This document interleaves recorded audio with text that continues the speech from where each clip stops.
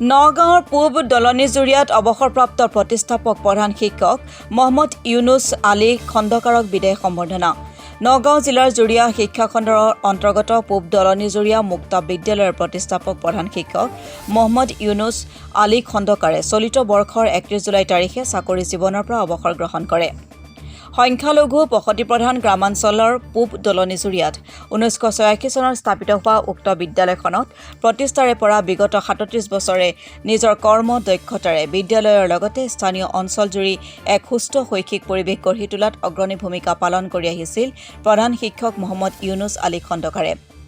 বিশিষ্ট শিক্ষাবিদজনক বিদায় সম্বৰ্ধনা জনোৱাৰ উদ্দেশ্যে বিদ্যালয়ৰ প্ৰাক্তন ছাত্ৰ আৰু বৰ্তমানৰ ছাত্ৰ ছাত্ৰীৰ শিক্ষক শিক্ষয়িত্ৰীসকলৰ লগতে স্থানীয় দল সংগঠনে মঙলবাৰে এখনি বিদায় সভা অনুষ্ঠিত কৰে।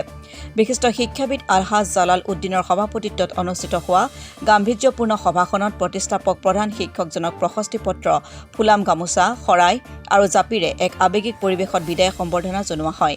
সভাত কেইবাজনো বিশিষ্ট ব্যক্তিয়ে অংশগ্ৰহণ কৰি প্ৰতিষ্ঠাপক প্ৰধান শিক্ষক মহম্মদ ইউনুছ আলী খণ্ডকাৰৰ কৰ্মৰাজি আৰু জীৱনাদৰ্শৰ ওপৰত আলোকপাত কৰে।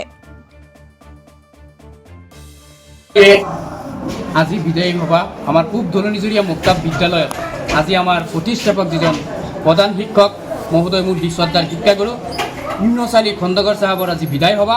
আজি বিদায় সভাত উপস্থিত থাকি আমি প্ৰাক্তন ছাত্ৰ তথা আমাৰ সমাজৰ শিক্ষাগুৰুসকলে উপস্থিত থাকি তেখেতৰ যি প্ৰচেষ্টাত আমাৰ এই পূব দলনিজুৰিয়া মুক্ত বিদ্যালয়ত প্ৰাথমিক বিদ্যালয় প্ৰতিষ্ঠিত হৈছিল আৰু সঁচাকৈ আমি আজি গৌৰৱান্বিত। আমাৰ শিক্ষক শ্ৰদ্ধাৰ ইউনুছ আলী চাহাব আজি এজন আদৰ্শ শিক্ষক হিচাপে স্বীকৃতি পাই তেখেতে অৱসৰ গ্ৰহণ কৰিছে। বিভাগীয় নিয়ম বিভাগীয় নীতি নিৰ্দেশনা অনুসৰি 31 তাৰিখে তেখেতৰ চাকৰিকাল সমাপ্ত হৈছে। এই চাগতে আজি আমি প্ৰাক্তন ছাত্ৰ ছাত্ৰী তথা পৰিচালনা সমিতিৰ ফালৰ পৰা তেখেতক বিদায় সভা পাতিছোঁ। সেই সভাত তেখেতক আমি নগাঁও জিলা আমচুৰ তৰফৰ পৰা আন্তৰিক শুভেচ্ছা জ্ঞাপন কৰিছোঁ। তেখেতৰ সুস্বাস্থ্য দীৰ্ঘায়ু কামনা কৰিছোঁ।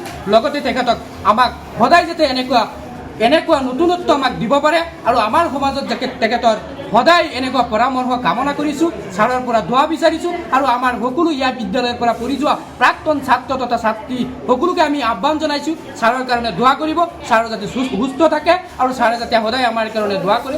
এইখিনি আমাৰ মূল উদ্দেশ্য। বিদায়ী সভা আছিলে মাষ্টাৰ ইউনুছ আলী খণ্ডকাৰ চাহাবৰ। বহুত মানুহ উপস্থিত আছিলে। তাত আমাৰ এই অঞ্চলৰ বহুত শিক্ষাবিদ গণ্যমান্য ব্যক্তিসকলো আছিলে।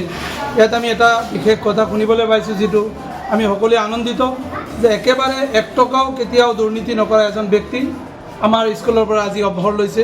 যিজন শিক্ষক আমি সদায় শুনি থাকোঁ বহুত স্কুলত কলেজত বহু ধৰণৰ দুৰ্নীতি হৈ থাকে, কিন্তু এটা কথা এইটো শুনি আমি গৌৰৱান্বিত হৈছোঁ ৰাইজৰ ফালৰ পৰা বা পৰিচালনা সমিতিৰ ফালৰ পৰা বা অভিভাৱকসকলৰ ফালৰ পৰা আমি যিটো গৌৰৱ অনুভৱ কৰোঁ যে 1 টকাও দুৰ্নীতি নথকা এজন ব্যক্তি যদি আছে, আজি যিজনে অৱসৰ লৈছে তেওঁক আমি সদায় মনত ৰাখিম আৰু তেওঁক আমি এটা আহ্বান কৰিম যাতে এই স্কুলৰ ফালে সদায় তেওঁ নজৰ ৰাখে আৰু এই সমাজৰ ফালে নজৰ ৰাখে। আমাৰ যিসকল যুৱ প্ৰজন্ম শিক্ষকতাৰ লগত জড়িত আছে তেওঁলোকক যাতে সদায় সুপৰামৰ্শ আৰু সুদৃষ্টিৰে তেওঁ পৰামৰ্শ দি আগবঢ়াই যায়। ইয়াৰে মোৰ বক্তব্য। বটদ্ৰাৰ পৰা দিলদাৰ হুছেইনৰ ৰিপৰ্ট, অসম টুডে।